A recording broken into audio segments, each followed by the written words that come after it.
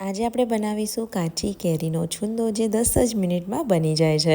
તો ચાલો આજની આ રેસીપી બનાવવાનું શરૂ કરીએ।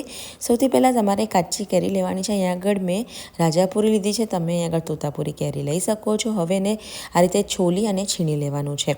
હવે તમારે એક વાડકી કે પછી કપનું મેઝરિંગ કરીને તમારે છીણ માપવાનું છે। તો અહીંયા આગળ આપણે 2 કપ જેટલું છીણ છે એને આપણે કઢાઈમાં એડ કરી દેવાનું છે। હવે એની અંદર આપણે અડધી ચમચી હળદર અને 1 ચમચી આપણે એડ કરવાની છે અહીંયા આગળ મીઠું અને હળદરનું આપણે જે પાણી છૂટે છે તે રહેવા દેવાનું છે। એટલે મેં કઢાઈમાં જ રાખ્યું છે, સરસ મિક્સ કરી અને 10 મિનિટ જેવું રહેવા દેવાનું છે। ત્યાં સુધીમાં આપણે ખાંડનું મેઝર કરીશું। તો ખાંડ આપણે જે વાડકીથી કેરીનું છીણ માપ્યું એની 2 વાડકી ખાંડ અને ઉપરથી મેં 1/4 કપ જેટલી ખાંડ એડ કરી છે। એટલે 2 ઘણી લીધી છે અને ઉપર થોડી ખાંડ એડ કરવાની છે। અહીંયા આગળ સરસ 10 મિનિટ થઈ ગઈ છે, એટલે હવે આપણે ખાંડ એની સાથે જ મિક્સ કરવાની છે।